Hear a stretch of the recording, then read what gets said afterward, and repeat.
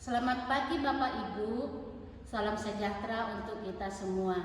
Kepada yang terhormat Bapak Ibu dosen penguji uji kinerja PPG Universitas Muhammadiyah Sumatera Utara. Perkenalkan, nama saya Rohatna Situmorang, mahasiswa PPG Guru Tertentu periode 2 tahun 2025 di LPTK Universitas Muhammadiyah Sumatera Utara dengan NIM 25033210410. Pada hari ini, Kamis 11 September 2025, saya akan melaksanakan praktik pembelajaran di SMK Swasta Husada Batam dalam rangka penilaian uji kinerja UKPPG periode 3 tahun 2025. Ini KTP saya. Sekian dan terima kasih. Selamat pagi semuanya.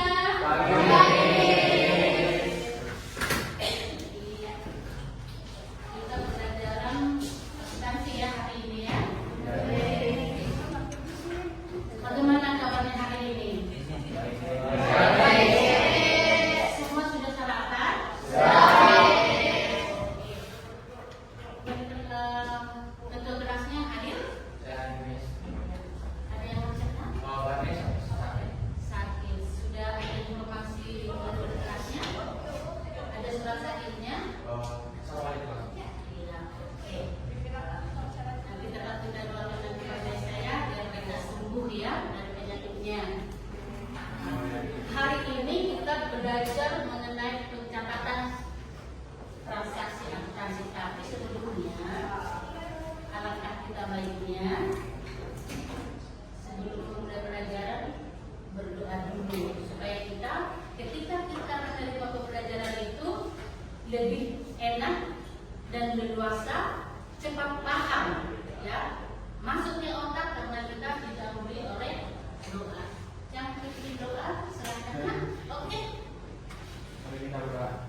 Tuhan, berkatmu pada pagi ini kami mau memulai pembelajaran kita pada pagi ini. Kau berilah jawaban dari guru-guru kami Tuhan, dan sembuhkanlah umat kami yang sedang tadi Tuhan, supaya bisa berkumpul di sini lagi dalam khusus haleluya amin. Amin. Ya. Mengingat kita belajar mengenai profil pelajar Pancasila, kita tetap mengikuti atau mengingat dan menghafal lagu-lagu wajib nasional.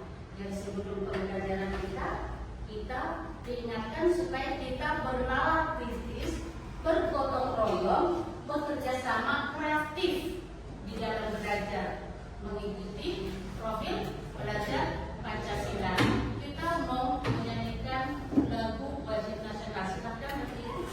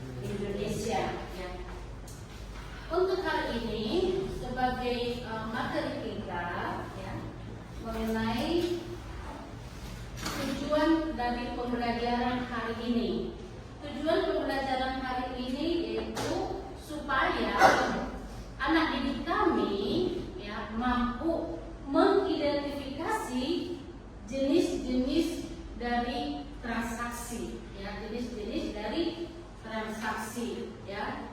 Dan mampu juga menjelaskan pengaruh dari transaksi tersebut terhadap persamaan dasar akuntansi, dan mampu juga melakukan pencatatan transaksi keuangan itu ke dalam jurnal yang disebut dengan jurnal umum, ya. Apa sih dampaknya kepada persamaan dasar akuntansi? Minggu-minggu yang lalu kita sudah belajar mengenai persamaan dasar akuntansi, yaitu apa persamaan dasar akuntansi itu? Harta sama dengan utang ditambah modal, ya. Itu jadi kita tidak perlu lagi membahas ulang, ya. Kita tinggal melanjutkan hari ini, ya. Jadi untuk materinya yaitu mengenai transaksi keuangan itu apa, jenis-jenis dari transaksi itu apa buktinya, bukti dari transaksi itu, ya. Kita masuk ke materi apa itu transaksi keuangan, ya. Apa itu transaksi keuangan, ya.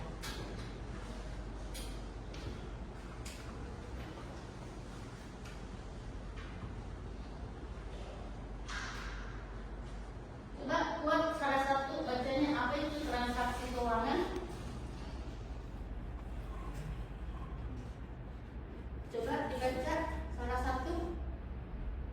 Transaksi keuangan adalah setiap kegiatan atau peristiwa ekonomi yang mengaruhi posisi keuangan perusahaan.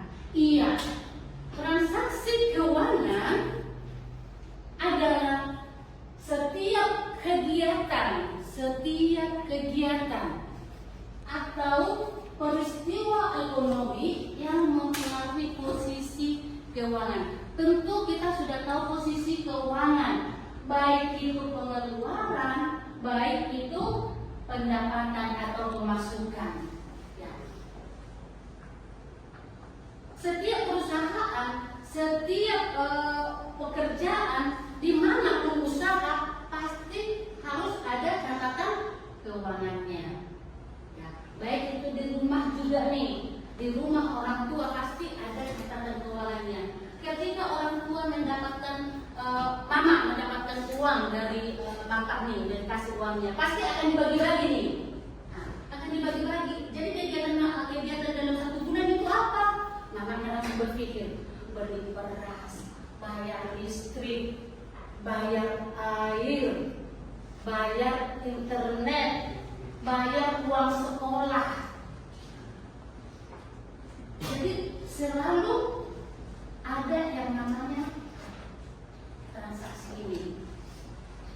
Orang tua bayar listrik, bayar. Termasuk transaksi kan? Termasuk transaksi. Orang tua bayar uang sekolah. Saya mau bayar uang sekolah anak saya. Tapi ada yang disebut dengan bukti transaksi. Dan di situ harus memiliki bukti yang sah. Jadi setiap transaksi itu ada bukti yang sah. Apa itu buktinya? Ketika orang tua membayar uang sekolah, ada kartu uang sekolah kan? Ada. Ah, itu buktinya. Istilah nih, bayar uang sekolahmu tuh buat dengan kartunya. Kartu itulah bukti dari transaksi tadi. Ketika orang tua bayar listrik, kan ada kan buktinya di print. Nah, itu buktinya.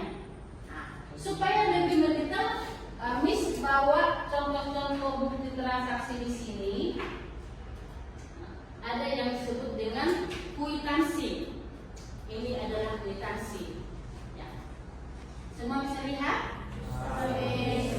Ini adalah salah satu bukti transaksi juga yang harus dicatat nantinya oleh bagian keuangan.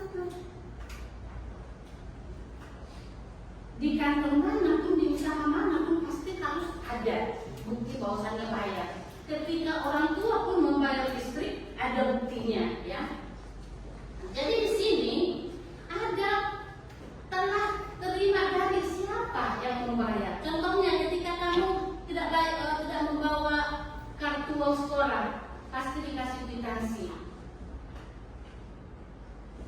Kevin telah diterima dari Kevin kelas 10 akuntansi jumlah uang sekian untuk pembayaran uang sekolah bulan Agustus. Tanda tangan siapa penerima? Bagian keuangan yang menerima uang sekolah, ya.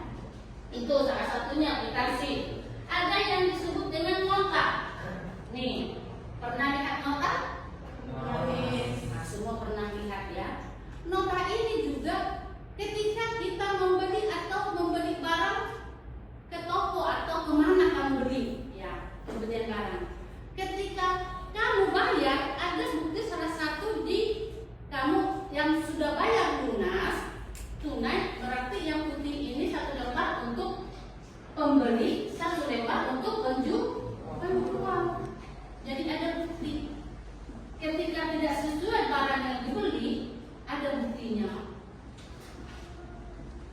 Pak, izin.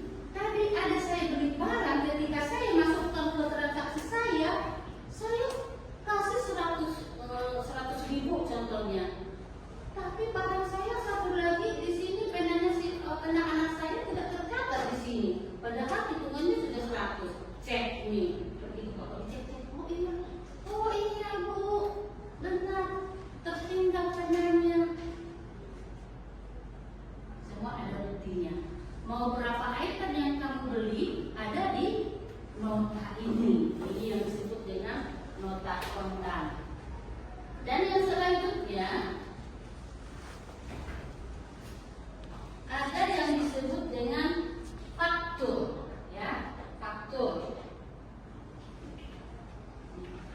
Faktur ini terbagi dua. Ada faktur pembelian, ada faktur penjualan. Ini salah satu contohnya. Ini sudah dibagi ya. Nih.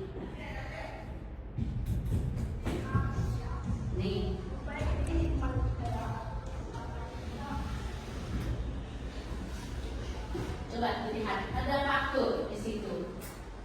Faktur itu menandakan kamu membeli barang ke siapa, ya? Ada yang belum dapat satu-satu ini ya.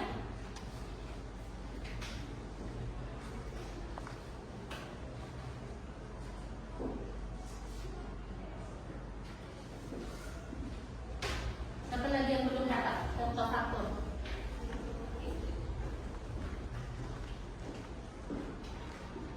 Ya, itu contoh fakturnya. Jadi satu-satu Miss jelaskan. Contoh faktur penjualan berarti penjual akan membuat salah satu barang yang kita pesan nih. Ada yang membeli melalui telepon contohnya nih. Saya mau pesan barang kursi, meja, TV, rak sepatu, apa lagi ya? Dan lain-lain. Nih, dan lain-lain. Nanti akan ditulis di sini. Jumlah barangnya, nama barangnya diutamakan nama tokonya dengan pembeli. Begitu juga dengan pembeli, faktur pembelian. Ada juga di situ nama pembeli dan nama penjual dengan barang yang dibeli, dengan harganya dan jumlahnya. Baru nanti ditandatangan oleh pembeli atau penjual. Ya. Paham ya? Bisa membedakan mana faktur penjualan, mana faktur pembelian. Ya, oke, boleh dikumpul.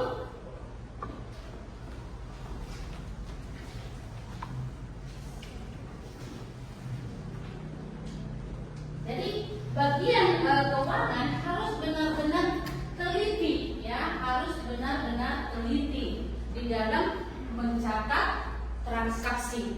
Makanya di dalam pencatatan transaksi itu bagian keuangan harus benar-benar jujur. Selain jujur, harus juga teliti. Jangan sampai salah pencatatan. Kalau salah pencatatan akan berakibat ke pendapatan perusahaan yang tadinya labanya besar, bisa saja labanya jadi sedikit karena salah pencatatan. Jadi bagian keuangan harus benar-benar teliti melihat nota dari bukti transaksi. Ada juga yang disebut dengan period zero atau BG. Nah, di sini tidak ditulis. Ini period zero ini dikeluarkan oleh pemilik untuk memindah bukukan seberapa banyak dana yang mau dikirim ke nomor rekening si B atau contohnya si Evin. Pemilik period zero ini contohnya Priscilla. Dia ada 100 juta. Dia pernah membeli barang dari tokonya Kevin. Saya kirim melalui period zero aja. Period zero ini kan bukan pembayaran secara tunai, ya, tapi pembayaran secara non tunai. Nanti Kevin akan membawa ini ke bank, baru dicairkan. Inilah yang disebut pemindah bukuan. Ada juga melalui transfer bank, ya, transfer bank. Semua kita sudah paham melalui, baik itu melalui mobil banking, tapi harus ada tetap bukti dan ketika kita mentransfer uang, contohnya pembelian buku, kita transfer nih uangnya ke toko. Kita langsung screenshot atau ada bukti transaksinya, kan ada buktinya nanti itu ketika kita klik di mobil banking kita. Nah, nanti kita serahkan ke bagian keuangan. Tetap harus ada yang namanya bukti. Ya, hati-hati ya. Nanti pada tahu nanti kalian bekerja di bagian keuangan manapun, ya, jangan sampai salah catat. Hati-hati komanya, hati-hati angka rupiahnya, dan hati-hati posisinya apa yang kalian keluarkan. Coba, siapa pernah di rumah masing-masing atau kalian nih pernah melakukan transaksi? Siapa pernah? Misalnya jajan, pernah ngemis, misalnya entah beli baju, entah apa. Ada yang pernah? Ada. Beli apa? Beli jajan. Nah, berarti dikasih uang satu sama mama berapa ini? 50.000. Beli uang jajannya berapa? Katanya 50.000 dikasih, jajannya dia kemarin 15.000.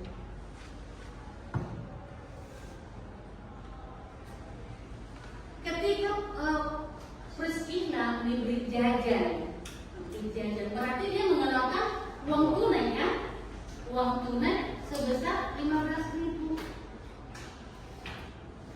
Kalau kita buat ke dalam pencatatan akuntansi sebenarnya kira-kira seperti apa ya?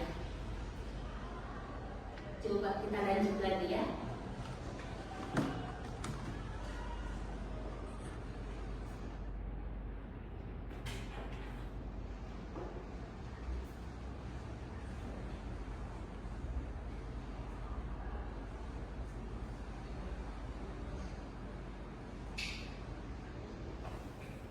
Jenis-jenis transaksi keuangan. Jenis-jenis transaksi keuangan itu ada dua. Ada transaksi internal, ada transaksi eksternal. Transaksi internal ini terjadi di dalam perusahaan, ya, itu yang disebut internal, ya. Salah satunya yang terjadi di dalam perusahaan itu yaitu memo internal, yaitu catatan resmi dari pimpinan untuk mencatat transaksi. atasan pimpinannya, ya catat transaksi ini ya. Biasanya kan setiap sebulan kan pelaporan. Tiap bulan, setiap tanggal transaksi itu kamu harus catat. Setiap ada transaksi tanggal berapa? Kadang dalam satu tanggal bisa 2 transaksi, bisa 3 transaksi atau lebih. Tetap aja kamu buatkan tanggalnya karena berbeda. Misalnya kamu membeli TV di toko A, nih tanggal 15, tanggal 15 juga kamu beli kulkas di toko B. Tetap harus dicatat. Dan harus ada juga bukti jurnal. Nah ini seperti apa pencatatan dalam buku jurnal. Jurnal ini adalah salah satu bukti transaksi atau laporan keuangan yang ada di dalam perusahaan. Jadi di buku jurnal ini ada yang disebut dokumen transaksi penyesuaian. Sudah sama dengan apa yang kita catat di jurnal umum. Beda jurnal umum, jurnal penyesuaian. Dan ada juga penyusutan. Penyusutan di sini ketika kita membeli harta tetap atau harta berjalan. Contohnya kendaraan. Kendaraan ketika kita beli dengan harga 200 juta, 5 tahun kemudian itu akan susut harganya. Akan berkurang. Susut itu, penyusutan itu berkurang. 5 tahun kemudian harga mobil tadi yang harga 200 juta bisa aja harganya ketika kamu jual jadi 150 juta atau bisa jadi turun harga 100 juta. Jadi susutlah harganya itu 100 juta atau 50 juta. Ngerti ya? Atau penyusutan. Beli motor juga kamu harganya 50 juta. 1 tahun kemudian bukan 50 juta lagi ketika kamu beli, karena sudah dipakai kan? Bisa aja harga berapa kira-kira? Iya, jadi berkurang, jadi susut. Kalau di Batam ini namanya barang bekas, ya kan, barang bekas. Tidak sama lagi kita membeli barang itu ketika kita beli dari awal yang baru dan kita jual lagi sudah bekas atau harga sudah berkurang. Beda dengan tanah, semakin tahun harga tanah semakin naik. Jadi itu tidak susut namanya. Ya. Tapi bisa jadi dia susut ketika kamu butuh uang secepatnya. Harga tanah kamu beli pada waktu itu 3M. Kamu butuh uang. Atau saya udah bantu nih. Anak mau sekolah, mau ini, mau banyak. Tiba-tiba kamu jual, nggak apa-apa lah. Kemarin itu aku beli 1M, udah nggak apa-apa. Di bawah 1M tidak apa-apa. Itu susut juga. Masuk ke dalam pencatatan juga, ya. Dan kita akan koreksi ulang. Bisa kita koreksi ulang pencatatan kita, apakah itu sudah benar atau tidak. Oke, masih semangat? Enak belajar akuntansi?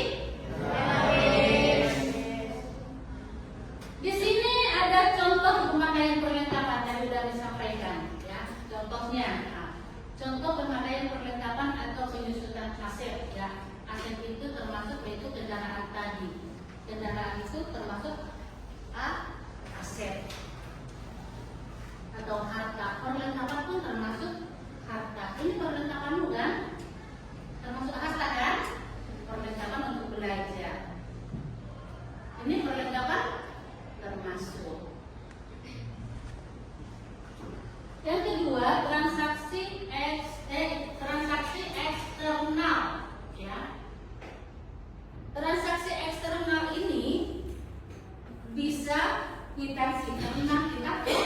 luar. Kalau eksternal ini berarti yang bukan di dalam perusahaan, namun di luar. Berarti perusahaan sudah melakukan transaksi ke luar, ya. Termasuk dari tadi kwitansi. Ini sudah sampaikan bahwasannya kwitansi ini tanda penerimaan uang. Perusahaan sekolah ini tadi sudah buat contoh pembayaran uang sekolah. Berarti sekolah ini sudah mencatat penerimaan pendapatan dari uang sekolah. Bahwasanya pembayaran uang sekolah, ya. Yang kedua faktur, ya. Yang tadi bukti pembelian atau penjualan barang atau jasa, ya. Nota kontan itu bukti pembelian tunai, ya. Dan ada juga yang disebut dengan bukti kas masuk atau bukti kas keluar atau yang disebut penerimaan atau pengeluaran. Ada yang tahu membedakan mana penerimaan mana pengeluaran? Tadi Miss sudah sampaikan, ketika kita beli jajan, terus kita beli jajan, dia mengeluarkan uang, itu pengeluaran uang kasnya yang keluar. Pengeluaran, kan? Kalau penerimaan seperti apa, Miss? Nah, penerimaan itu ketika contohnya orang tua Priscilla ada sewa rumah, disewakan ke orang. Setiap bulan biaya sewa rumahnya ini 700.000. Barangkali ya 1 juta lah ya, 1 juta. Nah, orang tua Priscilla berarti ada pendapatan uang masuk sebesar 1 juta. Itulah yang disebut dengan penerimaan.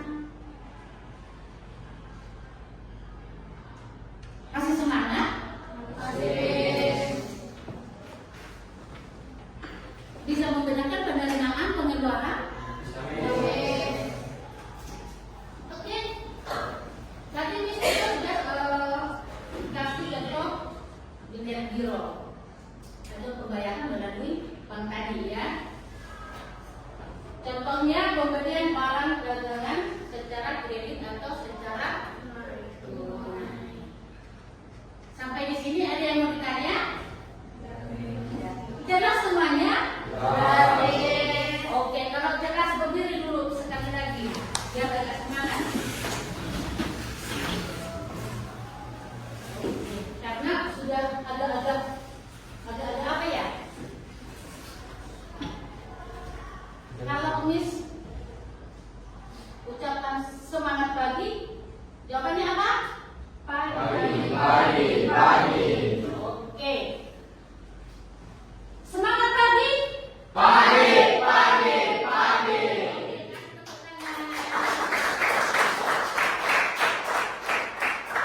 Oke, silakan duduk biar kita lanjut materi kita.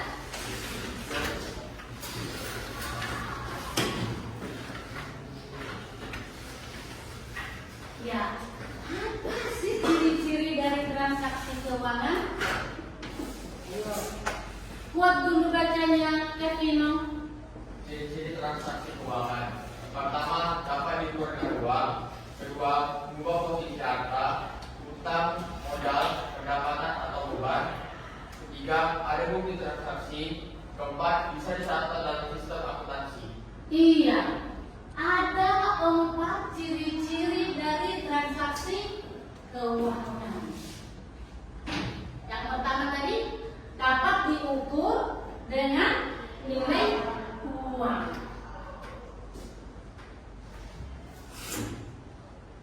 Miss, maksudnya apa sih, Miss? Dapat diukur dengan nilai uang.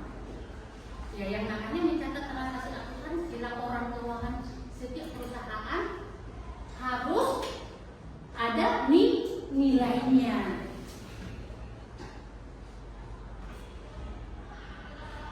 Tidak bisa hanya pembelian barang 100 pieces.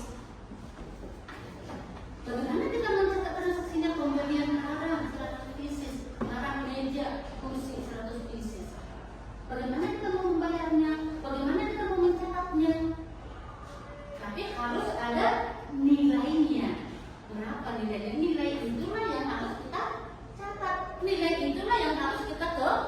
keluarkan. Yang kedua, mengubah posisi harta, utang, dan modal. Di dalam persamaan dasar akuntansi, harta sama dengan utang ditambah modal ini.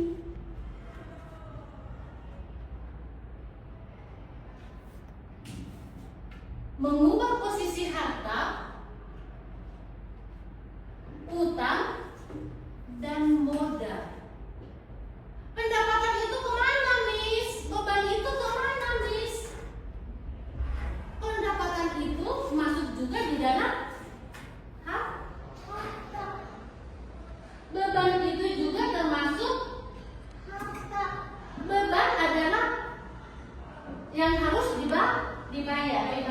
Beban itu termasuk ke dalam utang.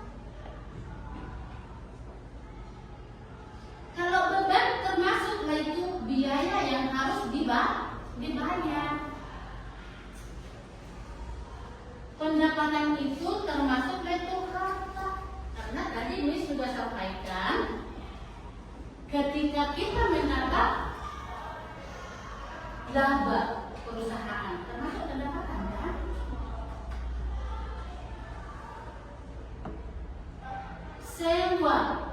Sewa gedung termasuk kan pendapatan. Penjualan barang, tadinya kalau dari harga pokoknya itu 100 juta, kita jual menjadi 150 juta, berarti kita dapat keuntungan 50 juta. Jadi pendapatan kita dari 50 juta masuk ke harta. Sampai di sini paham? Yes. Gampang, tidak pasti sekali catatan akuntansi ini.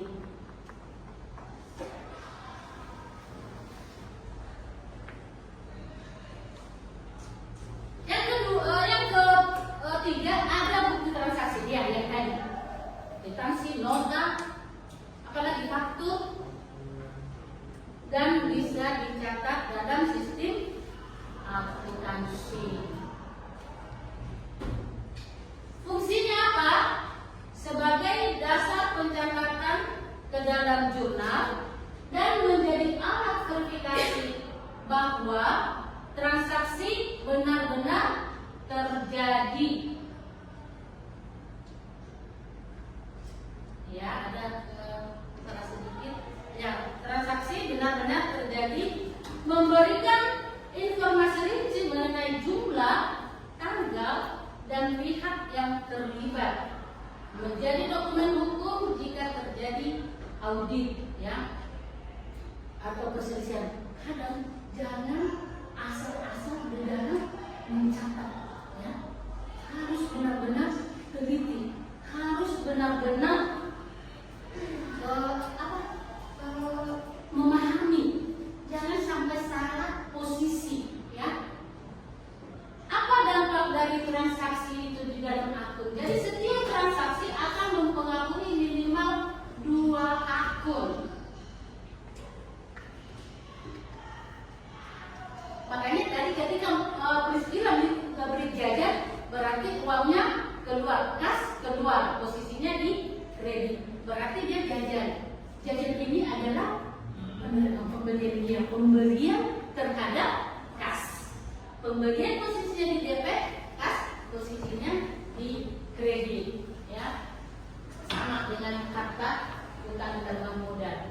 Contohnya, pemilik menyetor uang.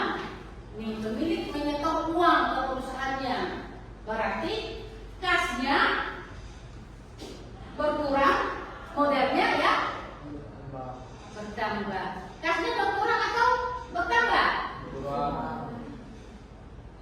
Ketika ini harus ada yang apa? Ketika pemilik menyetor uang ke usahanya, kasnya bertambah, modalnya berkurang, atau kasnya bertambah, modalnya bertambah, atau kasnya berkurang, modalnya berkurang. Ayo,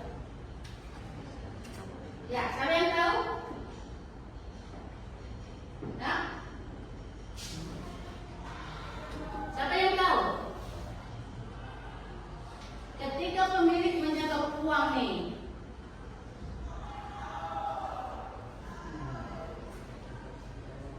ya, oke. Kasnya bertambah, modalnya berkurang. Kasnya bertambah, modal berkurang. Ada yang memperbaiki? Kasnya berkurang, modalnya bertambah. Pas. Ya, bagus. Ya, supaya dipaham ya. Contohnya, ya contoh. Priscilla membeli perlengkapan secara tunai seharga 500.000. Maka perlengkapannya bertambah, kasnya berkurang. Contoh lain, jangan dulu ini ya. Contoh lain,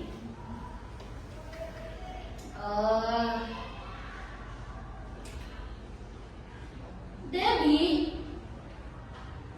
membeli sepatu dengan harga 200.000. Untuk pencatatan transaksi akuntansi siapa yang bisa? Ya, yang buat caranya. Debbie membeli sepatu dengan harga 200.000 secara tunai.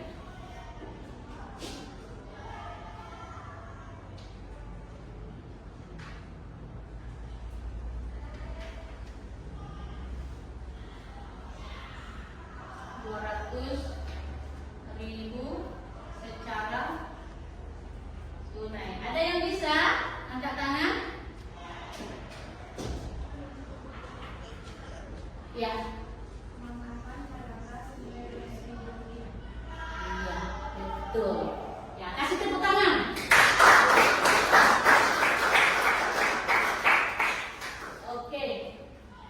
Kita buat berkelompok. Coba kalian kerjakan transaksi berikut. Nanti kelompoknya mempresentasikan ke depan. Coba buat kelompok. Menjadi 4 kelompok. Ya, Tunjuk.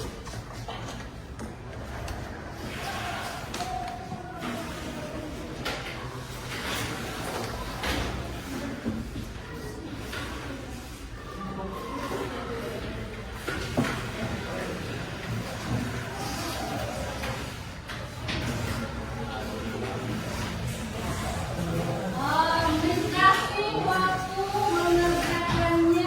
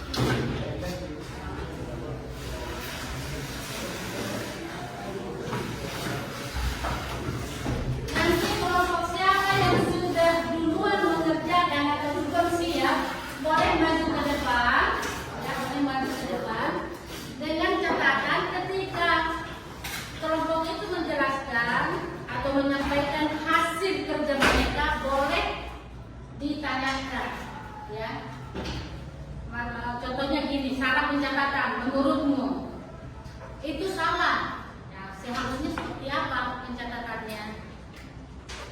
Ya paham ya? Oke. Soalnya di depan.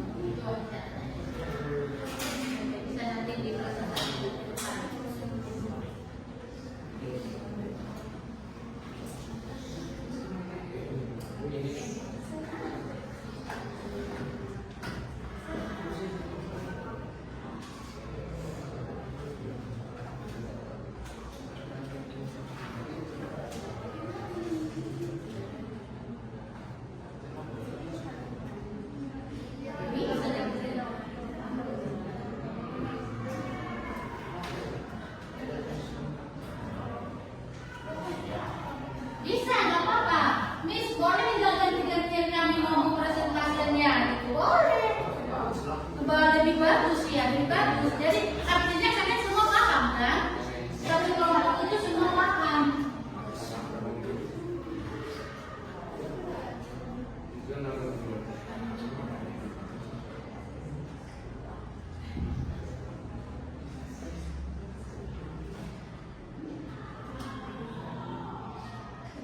Gimana kemarin? Oh, boleh.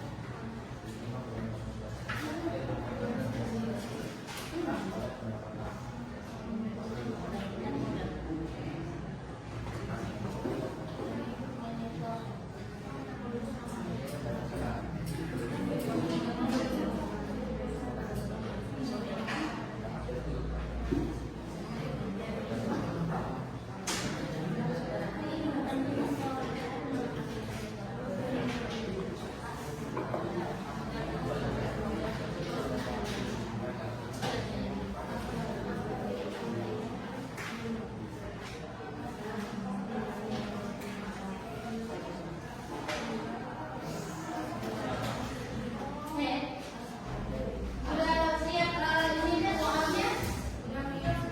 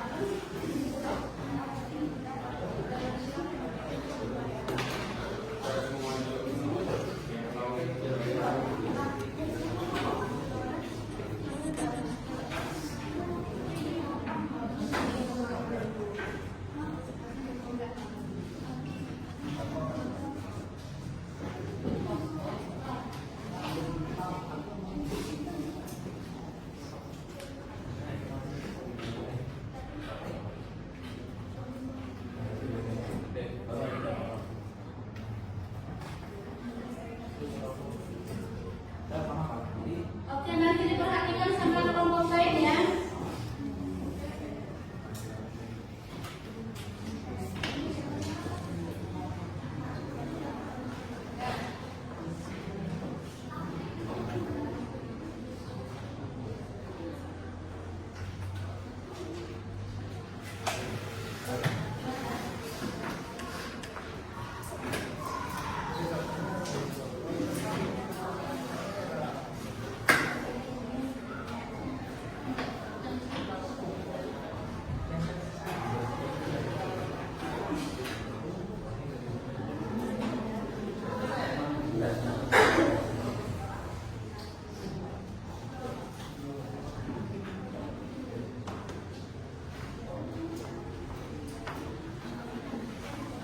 Oke, perhatikan kelompok lain.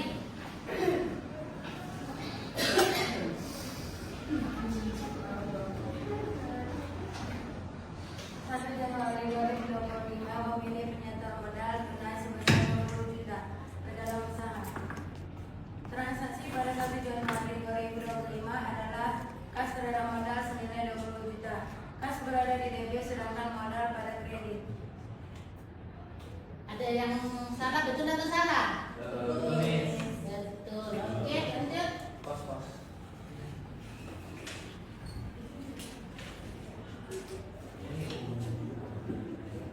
Pada 2 Januari 2025 dibeli peralatan kantor tunai harga 5 juta.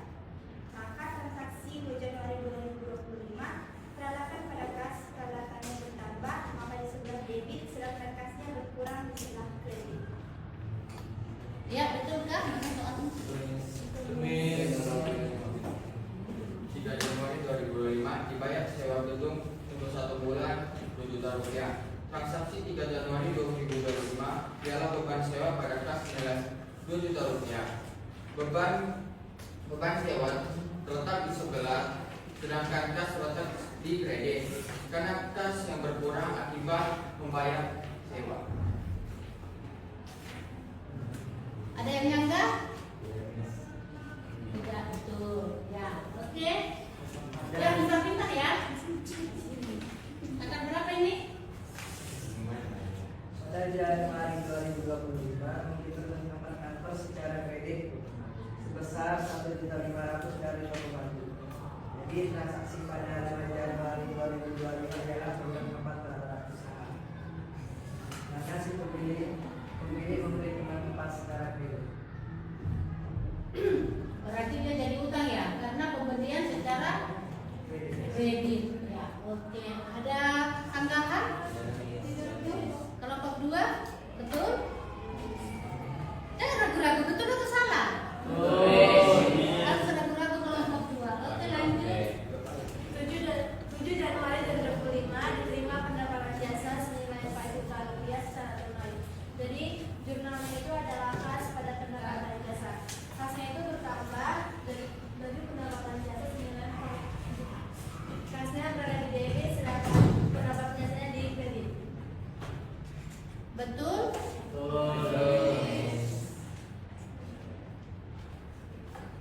Berarti sudah pada paham ya.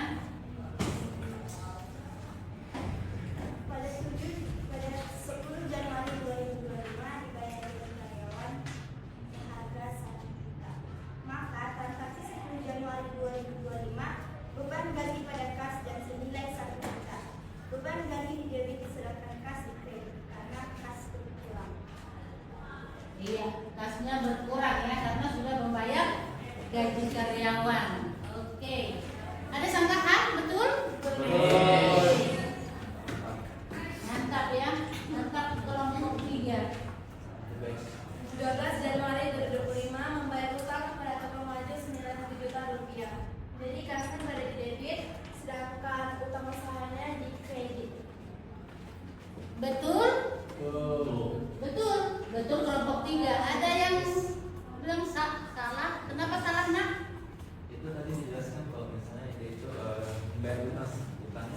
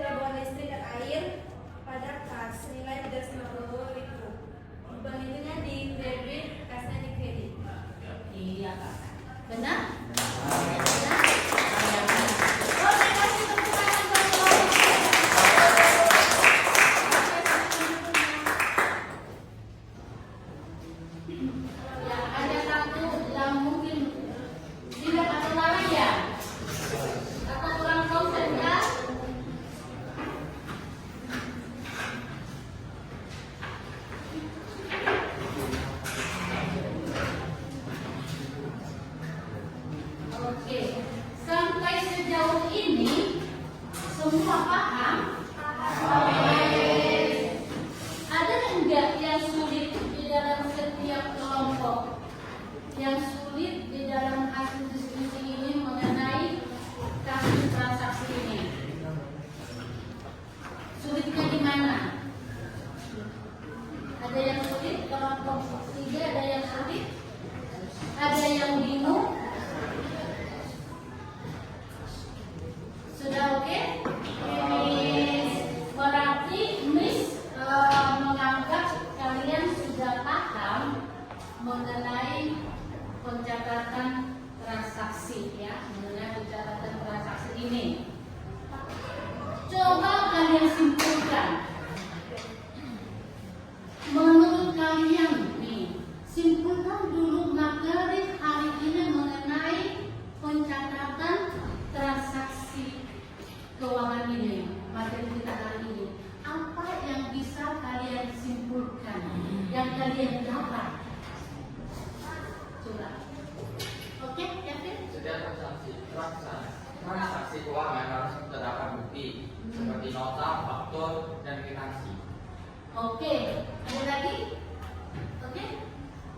Pencatatan menggunakan sistem keuangan. Setiap transaksi selalu memenuhi minimal 2 akun dengan jumlah debit dan kredit. Iya. Ya. Ada lagi yang bisa menyimpulkan? Oke?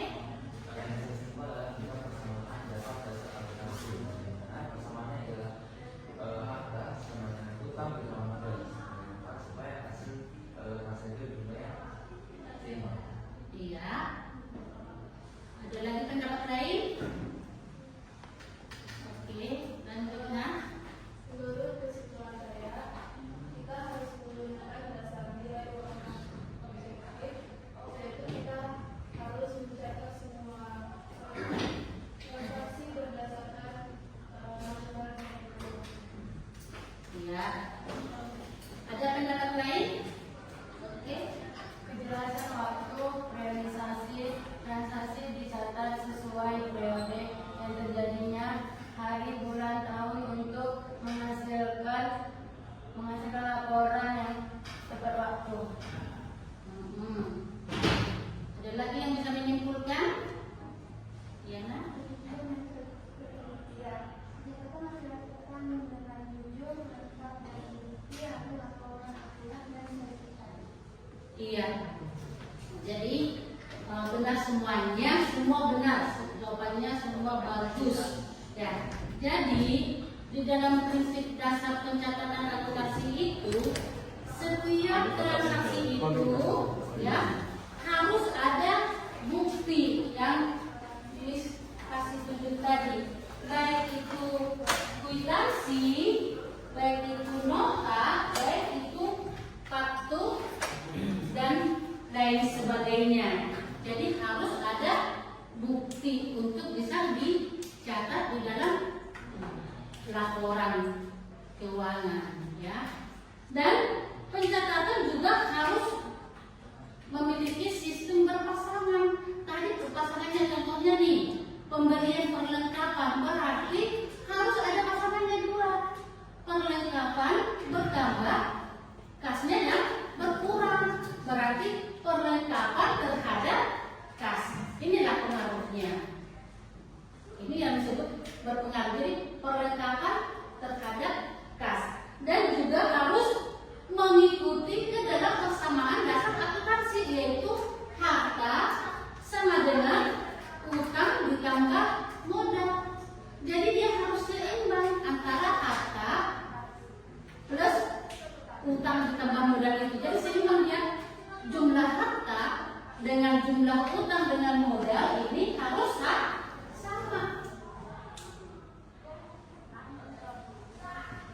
Ini 2 poin, ini 1 poin, harta, utang ditambah modal. Jadi dia harus sama atau dia harus seimbang. Dan kenapa perlu jelas? Harus ada waktunya yang jelas. Kita sedang mencatat transaksi tadi, kan ada di situ tadi tanggal, bulan, dan tahun.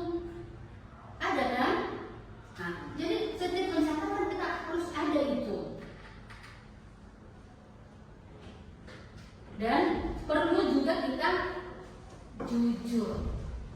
Di dalam mencatat akuntansi bagian keuangan harus jujur sesuai dengan profil Pancasila. Kita tidak jauh dari profil Pancasila, bersikap jujur, bertanggung jawab, harus juga kreatif. Makanya di dalam pencatatan akuntansi ini harus jujur. Kenapa harus jujur?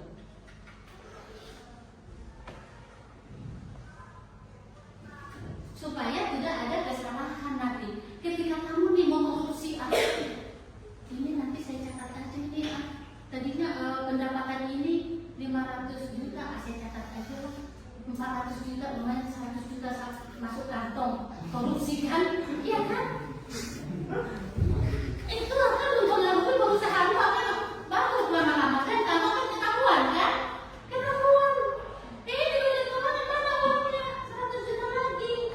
Kan gitu kan? Masuk kantong korupsi. Kan ya? Aduh, jangan sampai ya. Tidak boleh ya. Tidak boleh seperti itu ya. Tidak boleh korupsi. Pokoknya apa yang kamu catat, seberapa besar uang yang kamu catat, yang kamu terima harus benar-benar jujur supaya tidak mempengaruhi pendapatan atau penghasilan perusahaan. Ketika kamu salah mencatat, akibatnya apa? Bisa aja perusahaan mengalami rugi, keuntungannya akan sedikit, keuntungan yang besar tadi menjadi sedikit. Ya perlu dipertanyakan kan? Nanti ketika diaudit kita kena. Jadi itulah gunanya kenapa kita perlu ada catatan transaksi. Itu gunanya kita disuruh. Itu gunanya ada bagian keuangan.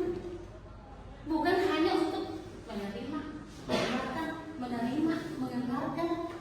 Enggak ada seperti itu kan? Terima, keluarkan. Tapi tidak ada catatan.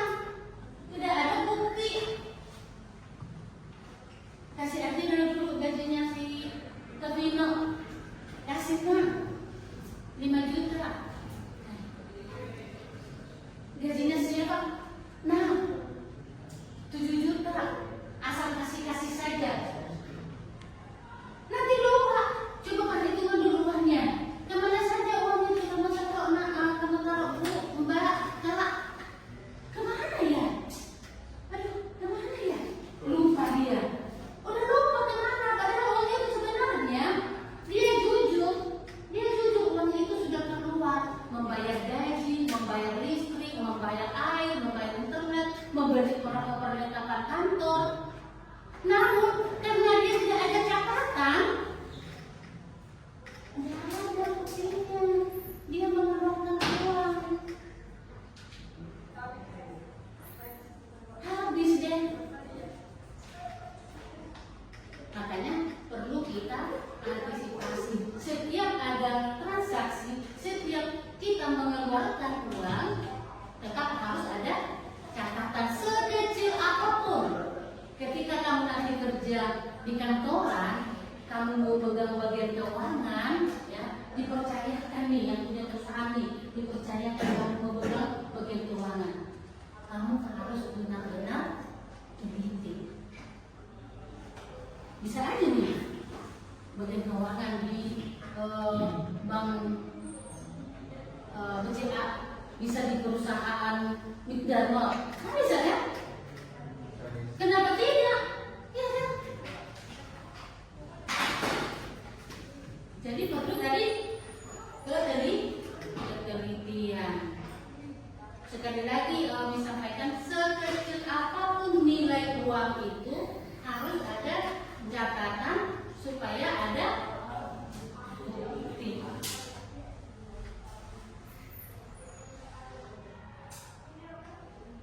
Semua paham ya? Semua paham ya? Ya, supaya memperlancar lagi untuk kedepannya, coba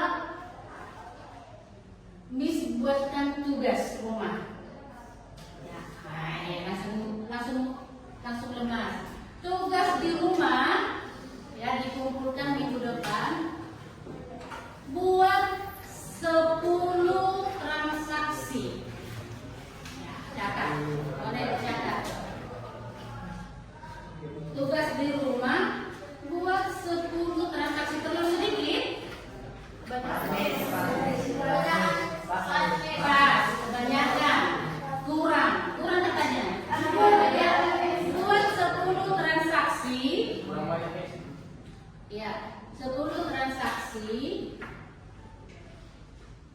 dan catat ke dalam jurnal umum sederhana. Nah, seperti yang tadi, ya, yang dipresentasikan temannya yang kelompok 3, 10 transaksi. Contohnya nih, kamu sering ngisi pulsa paket enggak? Sering. SMS. Ya, nanti contohnya seperti itu, pembelian pulsa, pembelian jajan, ya, pembelian apa? Misalnya kamu pena habis tiba-tiba, ya kan? Nah, contohnya seperti itu. Kalian kerjakan, buat ke dalam jurnal umum. Ya, minggu depan dikumpul. Miss tidak mau ada yang nyontek. Kerjakan punya sendiri kan. Lingkungan rumahmu kan berbeda. Lingkungan rumah si Toren kan beda, ya kan? Jadi harus berbeda-beda, tidak ada yang sama. Misalnya nih, kan kita nanti pembelian pulsa 10.000. Di sini pembelian pulsa 10.000. Mesti kan sama kan? Jadi setiap transaksi harus berbeda-beda setiap orang, ya.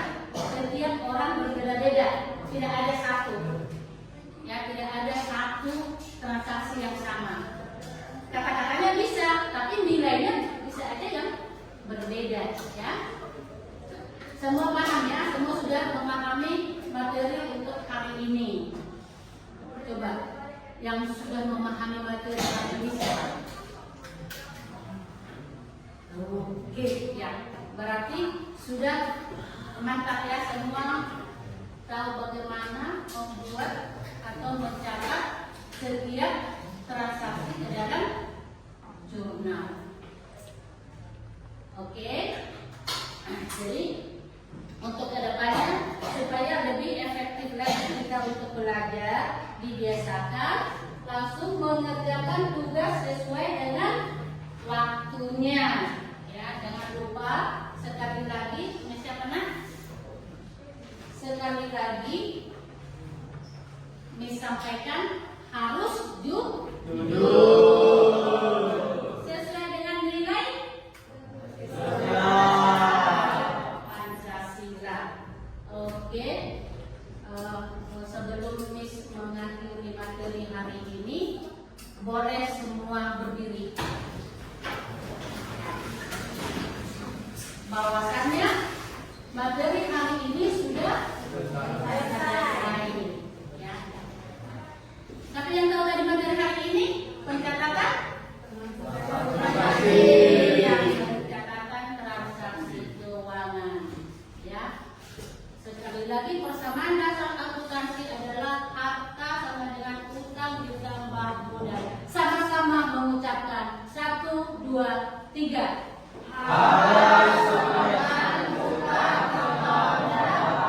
Ya, itulah persamaan dasar akuntansi. Ya. Jadi jangan sampai salah. Ini adalah rumus dasar persamaan akuntansi. Oke. Miss sampaikan terima kasih banyak untuk pelajaran hari ini. Semangat terus di dalam belajar dan semangat untuk apa yang kamu dapat syukuri pada Tuhan, supaya Tuhan tetap memberikan hikmat dan kebenaran. Terima kasih banyak untuk hari ini. Selamat siang semuanya. Siang.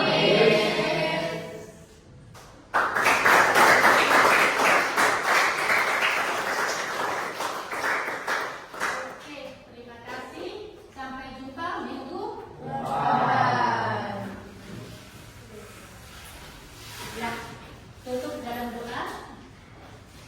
Silakan duduk.